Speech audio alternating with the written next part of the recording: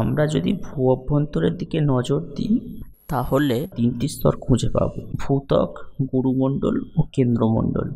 ভূত্বক থেকে গুরুমণ্ডলের দিকে প্রবেশ করলে পরিস্থিতি দ্রুত পরিবর্তন করতে থাকে। মোটামুটি 33 মিটার গভীরতায় প্রায় 1 ডিগ্রি সেন্টিগ্রেড করে ভূ অভ্যন্তরের তাপমাত্রা বৃদ্ধি পায়। গুরুমণ্ডলের উষ্ণতা পৌঁছায় প্রায় 2000 ডিগ্রি সেন্টিগ্রেড থেকে 3000 ডিগ্রি সেন্টিগ্রেডের মধ্যে। এই বিপুল তাপ ও চাপের কারণে ভূ অভ্যন্তরের শিলা সান্দ্র বা অর্ধতরল অবস্থায় রয়েছে। ভূ অভ্যন্তরের এই অর্ধতরল শিলাকে ম্যাগমা বলে। যেহেতু ম্যাগমা কঠিন শিলার থেকে হালকা, তাই ভূপৃষ্ঠের কোনো দুর্বল স্থান বা ফাটল পেলে সেখান দিয়ে ভূ অভ্যন্তরের ম্যাগমা ভূপৃষ্ঠের উপরে উঠে আসে। ভূ অভ্যন্তরের ম্যাগমা ভূপৃষ্ঠের উপরে পৌঁছালে তাকে লাভা বলা হয়। লাভা পরবর্তীকালে শীতল ও কঠিন হয়ে আগ্নেয় পর্বত ও অন্যান্য ভূমিরূপ সৃষ্টি হয়। সাধারণত অভিসারী ও প্রতিসারী পাত সীমানা বরাবর অগ্ন্যুৎপাতের ঘটনা লক্ষ্য করা যায়। প্রতিসারী পাত সীমানা বরাবর 2 বা ততোধিক পাত একে অপরের থেকে দূরে সরে যায়।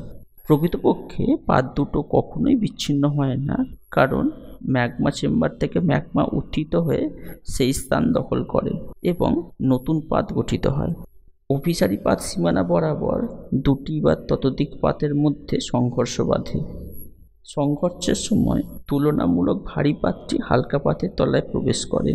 প্রবল চাপে পাতের মধ্যে ফাটলের সৃষ্টি হয়। হালকা পাতের অংশ যত ভূ অভ্যন্তরে প্রবেশ করতে থাকে, তত চাপ ও তাপ বৃদ্ধির ফলে পাতের মধ্যে গলন লক্ষ্য করা যায়।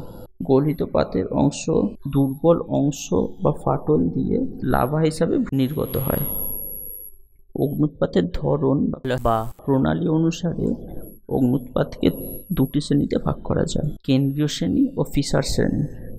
কেন্দ্রীয় শ্রেণীর অগ্ন্যুৎগমের ক্ষেত্রে আগ্নেয়গিরির জ্বালামুখটি একটি কেন্দ্রীয় নলের মাধ্যমে ম্যাগমা চেম্বারের সাথে যুক্ত থাকে।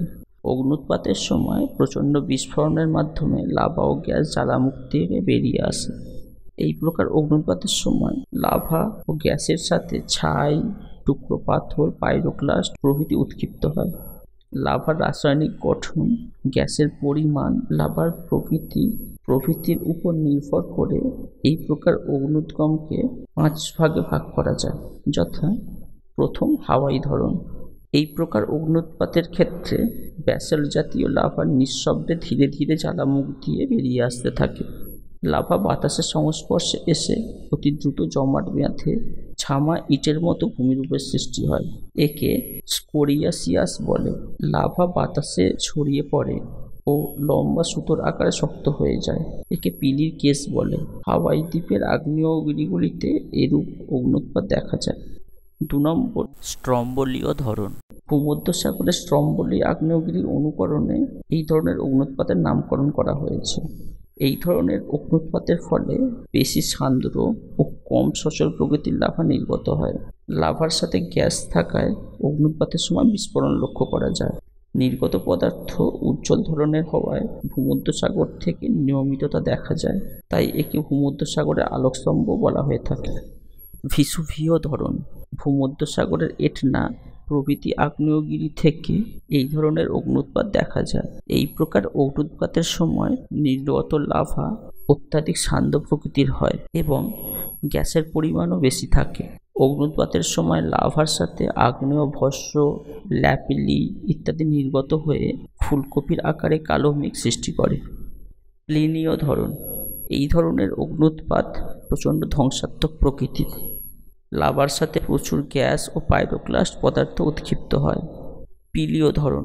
এই প্রকার অগ্ন্যুৎপাতের সময় নির্গত লাভা সান্দ্র প্রকৃতির হওয়ায় তা জ্বালামুখে জমে শক্ত হয়ে যায়।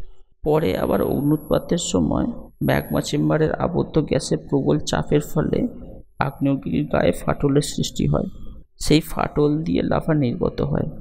লাভার সাথে প্রচুর উত্তপ্ত গ্যাস, বাষ্প, শিলাখণ্ড প্রভৃতি প্রবল বেগে উপর দিকে উৎক্ষিপ্ত হয়। 1902 সালে মার্তিনিকীয় দ্বীপের সেন্ট পিলি আগ্নেয়গিরির ভয়ঙ্কর অগ্ন্যুৎপাতের ফলে সেন্ট পিয়েরি শহরটি ধ্বংসপ্রাপ্ত হয়েছিল। বিদার বা ফিসার অগ্ন্যুৎগম। এই প্রকার অগ্নুৎপাতের ক্ষেত্রে লাভা কোনো ফাটল বা দুর্বল স্থান দিয়ে নিঃশব্দে বেরিয়ে আসতে থাকে। লাভা খুব তরল প্রকৃতির হওয়ায় এক্ষেত্রে আগ্নেয়শঙ্কু তৈরি হয় না।